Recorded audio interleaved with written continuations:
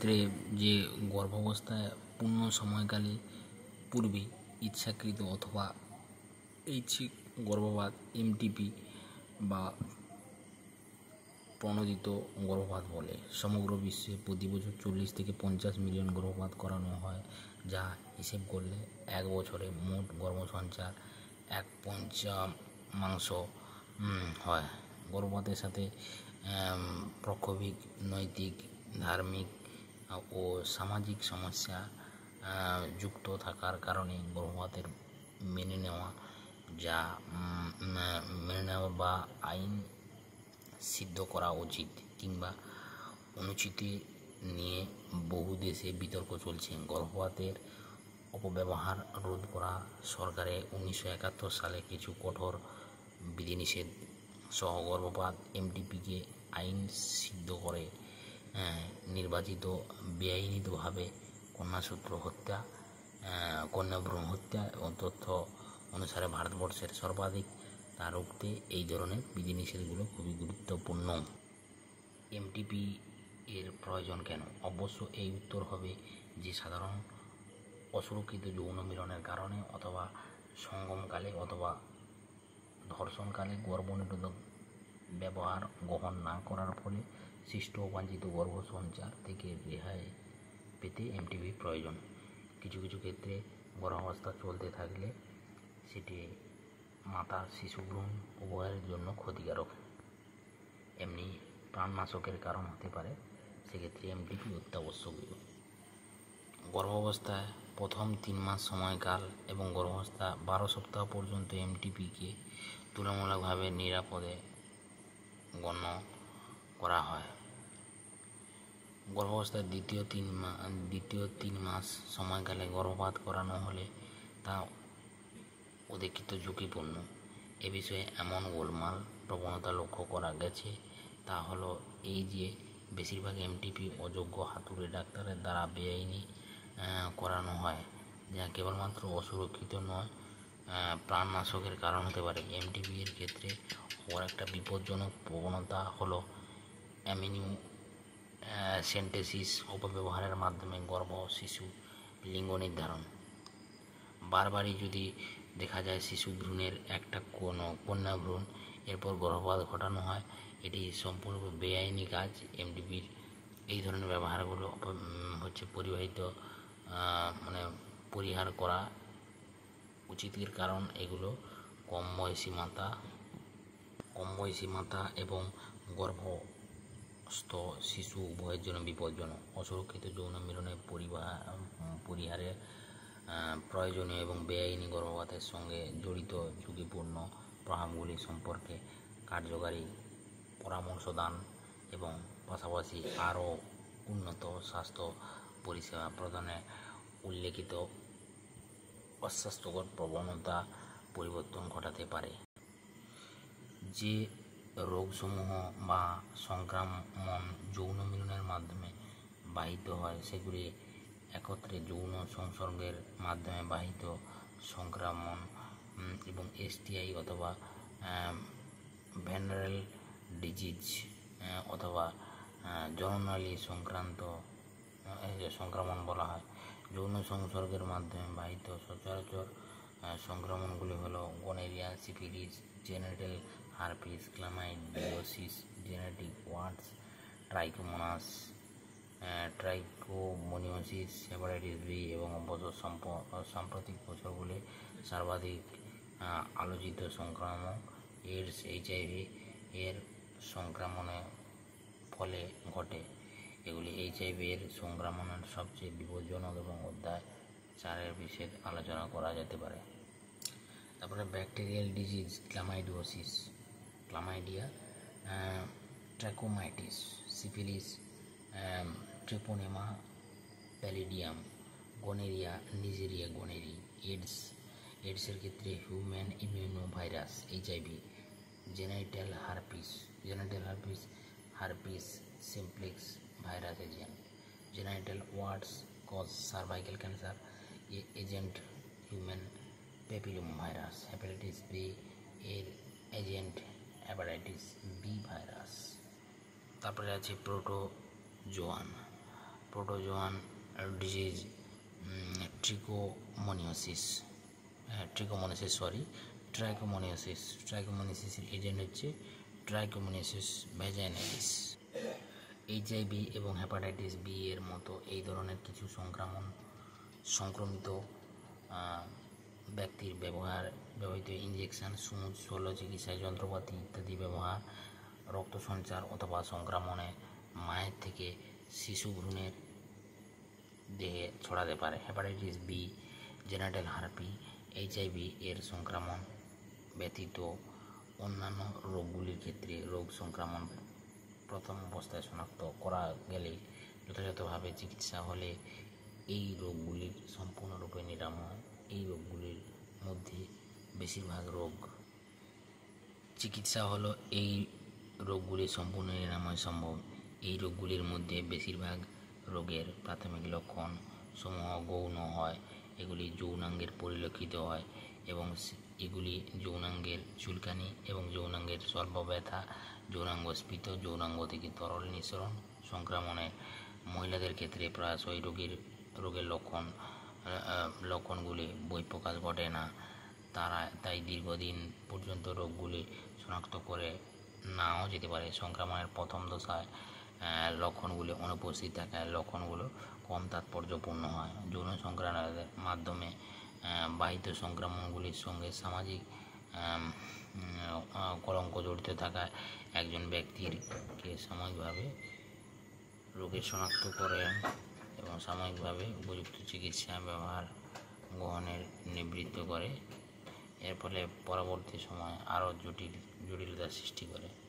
সেগুলো হলো শনির প্রদাহজনিত রোগ সমূহ, পেলভিস নিফ্লামেটরি ডিজিজ, গর্ভপাত, মৃত সন্তান প্রসব, একটোপিক প্রেগন্যান্সি, বন্ধ্যাত্ব অথবা এমনকি জনননালীর ক্যান্সার। যৌন সংসর্গের মাধ্যমে বাহিত সংক্রমণগুলো এসটিআই সুস্থ সমাজের পক্ষে একটা প্রধান হুমকি স্বরূপ। তাই জন্মগত স্বাস্থ্য পরিষেবার কর্মসূচি এই হলো টিউবেক্টমির ক্ষেত্রে যেটা হচ্ছে যে ভেজাইনার পরে ইউটেরাসের পরে fallopian tubes, tight cuttings and fertilisation. প্রধানত হুমকি স্বরূপ এই জননগত স্বাস্থ্য পরিষেবার কর্মসূচি এর অধীনে এই রোগগুলির প্রতিরোধ এবং প্রাথমিক অবস্থা শনাক্তকরণ এবং রোগের নিরাময়ের মুখ্য বিবেচ্য বিষয় হিসেবে রাখা হয়েছে। যদিও সব ব্যক্তিকে এই সংক্রমণগুলি ঘটতে পারে। 15 থেকে 24 বছর বয়সীরা যে বয়সীয় গ্রুপে তোমরা আছো সংক্রমিত অত্যন্ত বেশি হারে ঘটতে পারে, তবে এ নিয়ে আতঙ্কিত হওয়ার কিছুই নাই। এই সংক্রমণগুলো প্রতিরোধ করা সম্ভব। নিম্নলিখিত নীতিগুলো অনুসরণ করলে একজন ব্যক্তি এই সংক্রমণগুলি থেকে মুক্ত পেতে পারে। অপরিচিত সঙ্গী এবং বহু সঙ্গীর সঙ্গে যৌন মিলন থেকে বিরত থাকুন। যৌন মিলনে সর্বদা কন্ডম ব্যবহার করুন। এই জাতীয় সংক্রমণে আক্রান্ত হয়েছে কিনা এই সম্পর্কের কোনো সন্দেহ থাকলে সেক্ষেত্রে একজন যোগ্য চিকিৎসার কাছে যাওয়া উচিত। যদি সংক্রমণটি শনাক্ত করা হয় যে এর সম্পূর্ণ চিকিৎসা করা উচিত। জননগত স্বাস্থ্যের উপরে আলোচনা অসম্পূর্ণ থেকে যাবে যদি না এই বন্ধ্যাত্ব উল্লেখ থাকে। সারা পৃথিবী জুড়ে বহু সংখ্যক বন্ধ্যা দম্পত্য অথবা গর্ভনিরোধক ব্যবস্থা গ্রহণ না করে যৌন মিলনে লিঙ্গ হলো এরা সন্তান উৎপাদনে সক্ষম হয় না। বন্ধ্যাত্ব বহু কারণে দেখা দিতে পারে। এই কারণগুলি হলো শারীরিক, বংশগত, রোগ সংক্রান্ত, ড্রাগ সংক্রান্ত, অনাক্রমতা সম্পর্কিত, এমনকি মনস্তাত্ত্বিক হতে পারে। ভারতবর্ষে প্রায়শই সন্তানহীনতার জন্য মহিলাদের দায়ী করা হয়, কিন্তু প্রায় ক্ষেত্রে এটা ঠিক নয়। পুরুষের সঙ্গীটার সমস্যার কারণে এটা হতে পারে। বিশেষত স্বাস্থ্যসেবা কেন্দ্রগুলিতে ইনফার্টিলিটি ক্লিনিক বন্ধাত্মর কারণে নির্মিত হয়। সংক্রামক সমস্যাগুলির মধ্যে কিছু সমস্যা চিকিৎসার মাধ্যমে সমাধান সন্তানহীন দম্পতিদের সন্তান লাভের করতে সহায়তা করতে পারে, তবে সেক্ষেত্রে বন্ধাত্বের সমস্যা সমূহ এই ধরনের সমাধান সম্ভব হয় নাই। সেই ক্ষেত্রে দাম্পত্যের নির্দিষ্ট বিশেষ প্রযুক্ত সাহায্যে সন্তান লাভ করতে পারে। এদের সচরাচর সহযোগী জন্মগত প্রযুক্তি অ্যাসিস্টেড রিপ্রোডাক্টিভ টেকনোলজি ART বলে। এই ধরনের পদ্ধতিগুলির মধ্যে একটা পদ্ধতি ইনভিট্রো ফার্টিলাইজেশন। দেহের ভেতরে যে পরিস্থিতিতে নিষেক সংগঠিত হয় দেহের বাইরে প্রায় একই পরিস্থিতির নিষেক সংগঠন হলে একে IVF বলা হয়। এরপর জরায়ুতে ভ্রূণের স্থানান্তর অথবা এমব্রিও ট্রান্সফার। এই পদ্ধতিতে টেস্টোস্টিভ বেবি কর্মসূচি জনপ্রিয়। এই পদ্ধতিতে স্ত্রীদেহদাতা মহিলা থেকে ডিম্বাণু এবং স্ত্রীদেহদাতা পুরুষ থেকে শুক্রাণু সংগ্রহ করে এবং পরীক্ষাগারে কৃত্রিম পরিবেশে সৃষ্ট করে জাইগোট গঠনের জন্য শুক্রাণু ডিম্বাণু মিলনে উদ্দীপিত করা হয়। জাইগোট বা আদি ভ্রূণটা 4 কোষ বিশিষ্ট ব্লাস্টোমিয়ার পর্যন্ত এরপর টেস্টোস্টিভ বেবি তৈরি হচ্ছে। IVF ET। এই দেখুন ডান সাইডে লেখা আছে ডোনার মেল আর ডোনার ফিমেল। স্পার্ম কালেকশন হচ্ছে আর এদিকে এগ কালেকশন হচ্ছে, তারপরে জাইগোট ভ্রূণ তৈরি হচ্ছে। মিলনকে উদ্দীপিত করা হয়। জাইগোটের আদি ভ্রূণটি 8 কোষ বিশিষ্ট ব্লাস্টোমিয়ার এরপর 4 কোষ 4 কোষ বিশিষ্ট ব্লাস্টোমিয়ার সমন্বিত ভ্রূণটির পরবর্তী বিকাশের জন্য জরায়ু স্থানান্তর IUT ইন্ট্রা ইউটেরাইন ট্রান্সফার বলা হয়।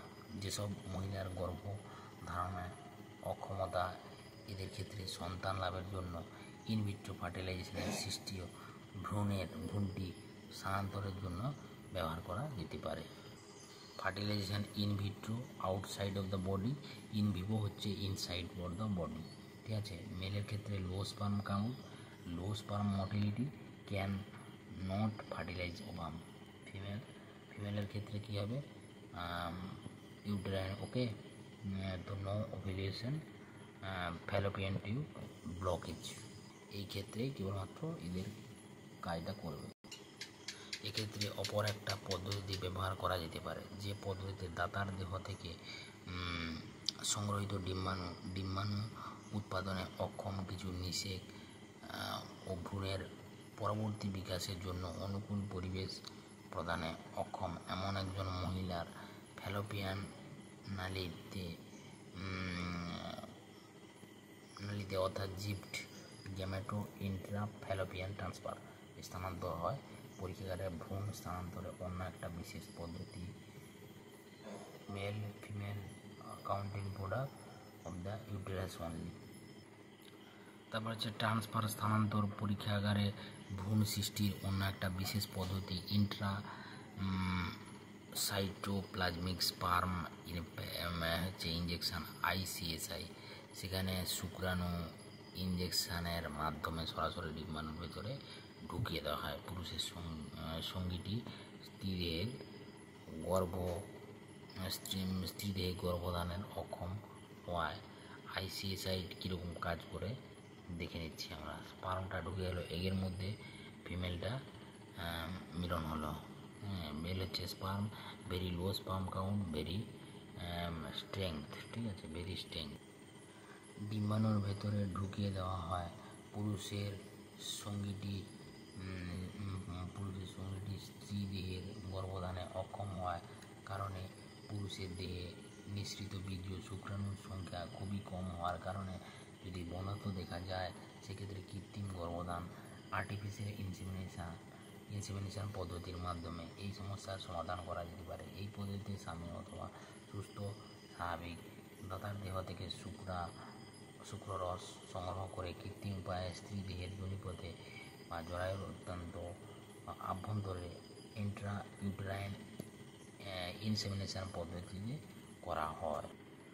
যদি বন্ধ্যাত্ব নিরসনে বহু বিকল্প পথ রয়েছে, কিন্তু উপরের বর্ণিত সব পদ্ধতিগুলির সাহায্যে সন্তান লাভের জন্য বিশেষজ্ঞ পেশাদার চিকিৎসার দ্বারা অত্যন্ত নির্ভুলভাবে পরিচালিত ব্যয়বহুল যন্ত্রপাতি প্রয়োজন হয়। তাই দেশের খুব অল্প কয়েকটি স্বাস্থ্যকেন্দ্রে এই সুবিধা উপলব্ধ। এটি স্পষ্টতই কেবলমাত্র সীমিত সংখ্যক লোকের এই সুবিধা গ্রহণ করার মতো আর্থিক সংগঠিত রয়েছে। মানসিক আবেগ, ধার্মিক বিশ্বাস, সামাজিক প্রভাবগুলিও এই পদ্ধতিসমূহের গ্রহণে প্রতিবন্ধকতার সৃষ্টি করে। যেহেতু এই পদ্ধতিগুলোর সর্বশেষ পদ্ধতি হলো সন্তান লাভ, তবুও আমাদের ভারতে প্রচুর অনাথ পরিত্যক্ত শিশু রয়েছে যাদের যত্ন না নিলে সম্ভবত পূর্ণবয়স্ক পর্যন্ত বেঁচে থাকা সম্ভব হয় না। আমাদের দেশের আইন বৈধতা দত্তক গ্রহণের অনুমতি দিয়েছে এবং আজ অবধি এটা পিতৃত্ব মাতৃত্ব প্রত্যাশিত দম্পতির জন্য একটা শ্রেষ্ঠ পদ্ধতি।